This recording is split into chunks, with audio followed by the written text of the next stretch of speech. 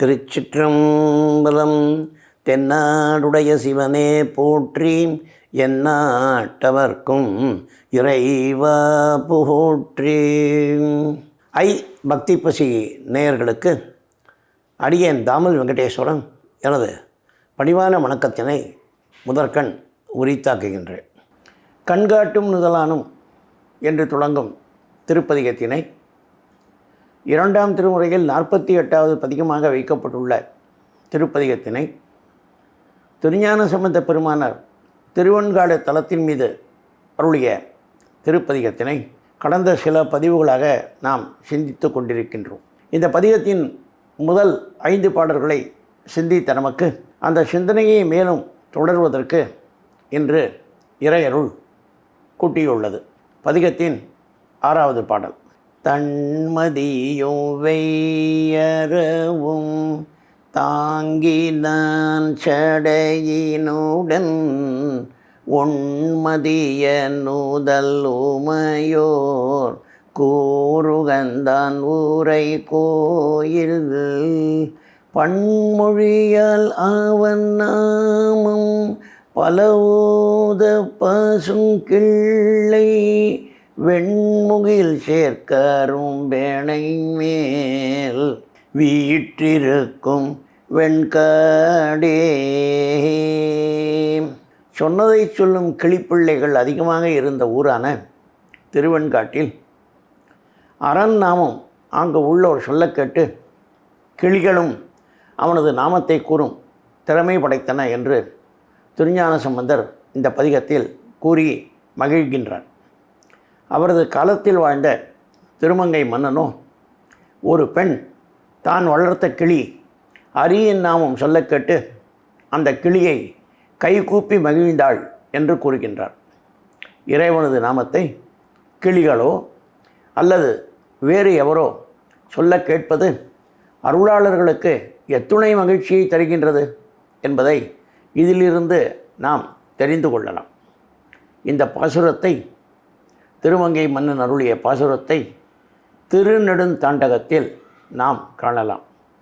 முளைக்கதிரை கூறுங்கூடியுள் முகிலை மூவ மூவுலகும் கடந்தப்பால் முதலாய் நின்ற அளப்பரிய ஆரமுதை அரங்கம் மேயேன் அந்தணனை அந்தணர்த்தம் சிந்தையானை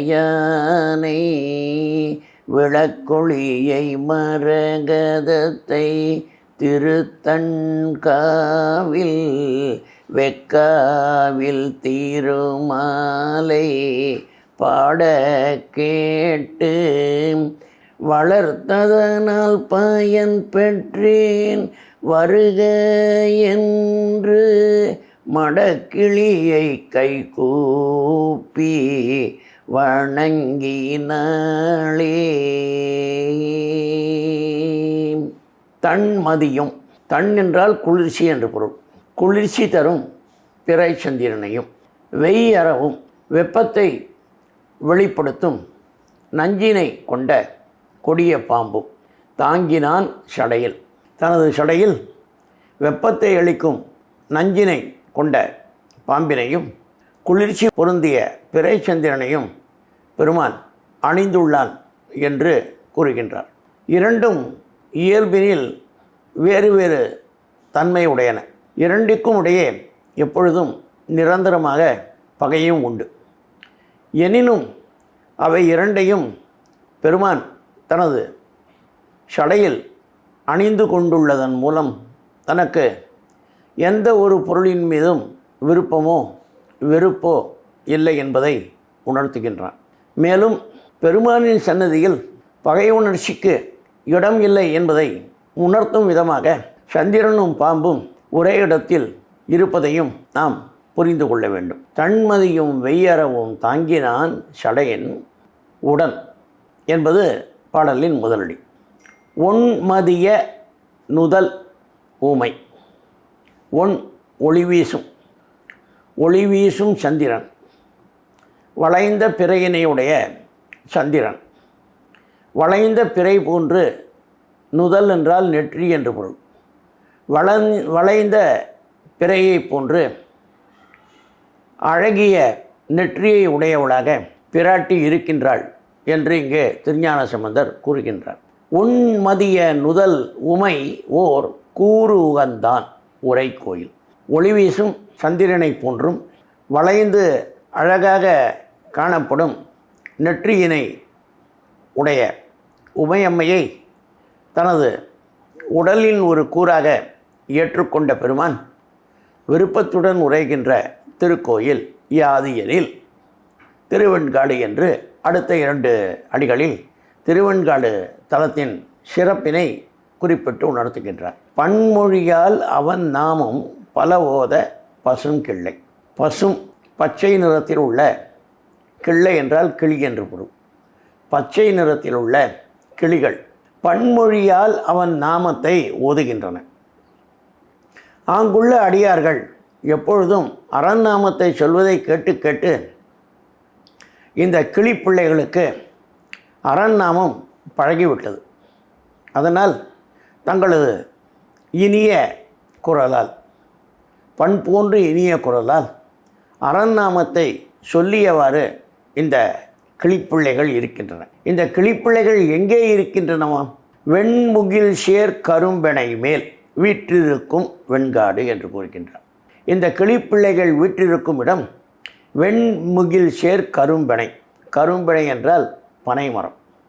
வெண்முகில் சேர், வெண்ணிறத்தில் உள்ள மேகத்தின் தழுவும் வண்ணம் உயர்ந்து காணப்படும் பனை மரங்களில் அமர்ந்திருக்கும் கிளிகள் என்று குறிப்பிடுகின்றார். உயர்ந்து வளர்ந்த பனை மரங்கள் என்று குறிப்பிடுவதன் மூலம் தலத்தின் நீர்வளமும் நிலவளமும் இங்கே உணர்த்தப்படுகின்றது.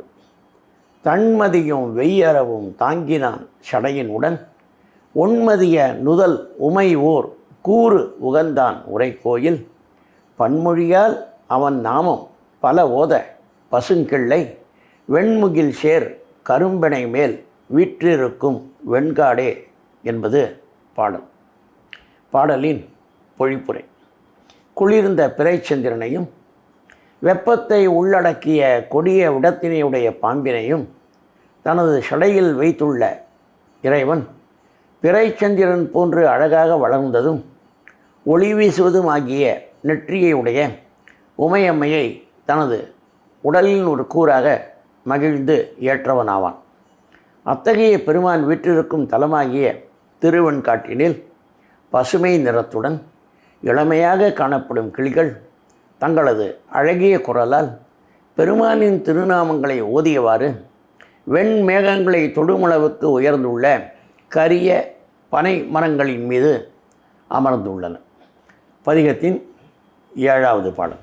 சக்கரமார்க்கீந்தானும்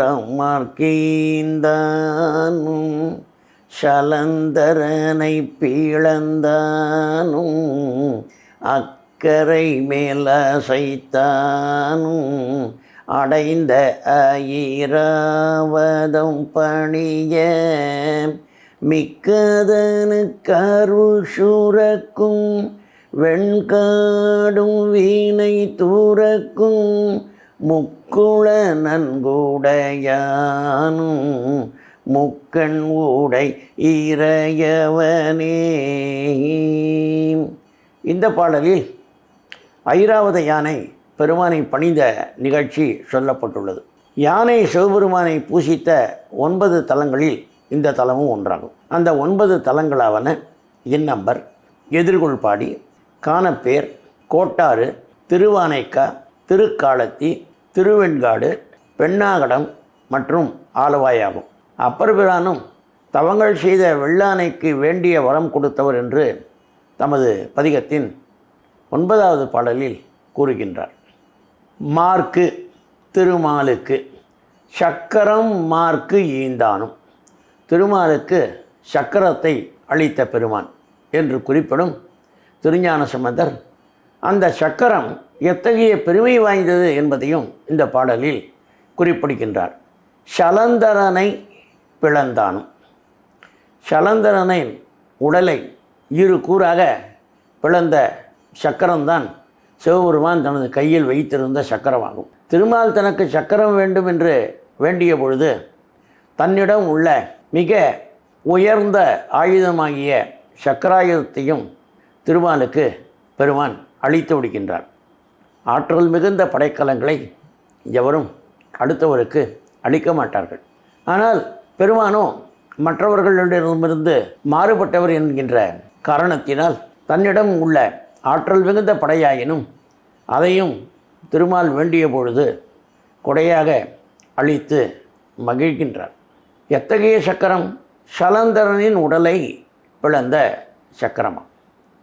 சலந்தரன் என்ற ஒரு அரக்கன் ஒரு காலத்தில் மிகுந்த வலிமையுடன் விளங்கிய அந்த அரக்கன், அவனை கண்டு திருமால், பிரமன் உள்ளிட்ட அனைத்து தேவர்களும் நடுங்கி ஒளிந்து கொண்டிருந்த காரணத்தினால் தன்னுடன் சண்டை போடுவதற்கு எவரும் இல்லாத தன்மையில் சிவபெருமானை தேடிக்கொண்டு அந்த அரக்கன் செல்கின்றான். சிவபெருமானை சந்தித்து அவருடன் சண்டையிட வேண்டும் என்ற எண்ணமே காரணம்.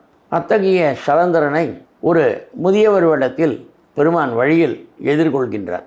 சலந்தரன் அந்த முதியவரை காண்கின்றான். முதியவர் அப்பொழுது நிலத்தில் தனது கையினால் ஒரு வட்டத்தை வரைகின்றார். எதற்காக இந்த வட்டத்தை வரைகின்றீர் என்று அந்த சலந்தரன் கேட்க, இந்த வட்டமாகிய நிலத்தை நான் பெயர்த்து எடுத்துக்கொள்ள வேண்டும் என்று தான் விரும்புவதாக பெருமான் கூறுகின்றார். ஆனால் என்னால் இந்த நிலத்தை பெயர்த்து எடுக்க முடியவில்லை, உங்களால் உதவி செய்ய முடியுமா என்று கேட்கின்றார். உடனே சலந்தரன் தனது 2 கைகளாலும் அந்த வட்டமாக வரையப்பட்ட பாகத்தின் இடையில் உள்ள நிலத்தினை 2 கைகளாலும் தோண்டி எடுத்து தனது தலைக்கு மேல் தூக்கி வைத்து கொள்கின்றான். அப்பொழுது அந்த வட்டமான அந்த நிலப்பகுதி கூரான முனைகளை கொண்ட சக்கரமாக மாறி அவனது உடலையே 2 கூறாக கிழித்து விடுகின்றது. அந்த நிகழ்ச்சி தான் இங்கே சலந்தரனை பிளந்தானும் என்ற தொடர் மூலம் குறிப்பிடப்பட்டு அந்த சக்கரத்தின் வலிமையும் உணர்த்தப்படுகின்றது. சக்கரம் மார்க்கு ஈந்தானும் சலந்தரனை பிளந்தானும், சக்கரத்தை திருமாலுக்கு கொடையாக அளித்தவனும் சலந்தரனின் உடலை 2 கூறாக பிளந்தவனும் ஆகிய பெருமான் எவ்வாறு இருக்கின்றானாம்? அக்கு அறை மேல் அசைத்தானும். அக்கு என்றால் எலும்பு மாலை என்பது ஒரு பொருள், உருத்திராக்க மாலை என்பது மற்றொரு பொருள். தனது மார்பினில் எலும்பு மாலைகளையும் உருத்திராக்க மாலையினையும் அணிந்து கொண்டவனாக இருக்கின்ற பெருமான் திருமாலுக்கு அருள் புரிந்தது போன்று ஐராவதம் யானைக்கும் அருள் புரிந்தான் என்று இங்கே கூறுகின்றார். சக்கரமார் கீந்தானும் சலந்தரனை பிளந்தானும் அக்கரை மேல் அசைத்தானும் அடைந்த ஐராவதம் பணிய. திருவெண்காடு அடைந்த ஐராவதம் யானை பணிந்தபோது மிக்க அதனுக்கு அருள் சுரக்கும். அந்த ஐராவத யானைக்கு அருள் புரிந்த பெருமான் உறைவது திருவெண்காடு என்று கூறுகின்றார். அந்த திருவெண்காடு எப்படிப்பட்ட தலம்? வினை துறக்கும் முக்குளம் நன்கு உடைய திருத்தலம். சூரியகுண்டம், சோமகுண்டம், அக்னிகுண்டம் என்ற அந்த 3 குளங்களை உடைய தலம் என்பதையும் அந்த குளங்களின் சிறப்பையும் நாம் அந்த பதிகத்தின் 2வது பாடலில் குறிப்பிட்டோம். 3 குளங்களை உடைய இந்த தலத்தினில் 3 கண்களை உடையவனாகிய இறையவன் வீற்றிருக்கின்றான் என்று மிகவும் நயமாக இங்கே குறிப்பிடுகின்றார். ஐராவதத்துக்கு அருள் புரிந்த நிகழ்ச்சியை இப்பொழுது நாம் காண்போம். ஒரு முறை இந்திரன் ஐராவதம் யானையின் மீது சென்று கொண்டிருந்த போது அவனது எதிரில் துர்வாச முனிவர் வந்தார். இந்திரனை கண்டவுடன் முனிவர் தனது கையில் இருந்த சிவபெருமானின் பிரசாதமாகிய மாலையினை இந்திரனுக்கு அளித்தார். அதனை பெற்றுக்கொண்ட இந்திரன் சற்று அசிரத்தையாக தான் அமர்ந்திருந்த யானையின் மத்தகத்தின் மேலே மாலையை வைத்தான். மத்தகத்தில் இருந்த நாறு விளைவித்த குறுகுறுப்பை தாங்க முடியாத யானை மாலையை கீழே எறிந்தது.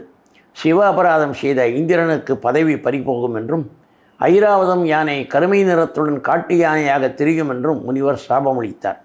யானையும் இந்திரனும் வெண்காட்டு இறைவனை வழிபட்டு விமோசனம் பெற்றன என்று தலபுராணம் கூறுகின்றது. இந்திரன் செய்த வழிபாடு இதே பதிகத்தின் 3வது பாடலில் குறிப்பிடப்பட்டுள்ளது. பாடலின் பொழிப்புரை: மிகவும் அரியதாகிய சக்கராயுதத்தை திருமாலுக்கு அளித்தவனும், அரக்கன் சலந்தரனின் உடல் 2 கூறாக பிளக்கும் வண்ணம் செய்தவனும், எலும்பு மாலையை தனது இடுப்பில் கட்டிக்கொண்டு அசைத்தவனும், தன்னை சரணடைந்த ஐராவதம் யானை பணிந்தபோது அந்த யானைக்கு அருள் புரிந்தவனும், வினைகளை நீக்க வல்ல 3 குணங்களை உடைய திருவெண்காடு தலத்தினை தனது உறைவிடமாக கொண்டவனும் ஆகிய பெருமான் 3 கண்களை உடைய பெருமான் ஆவான்.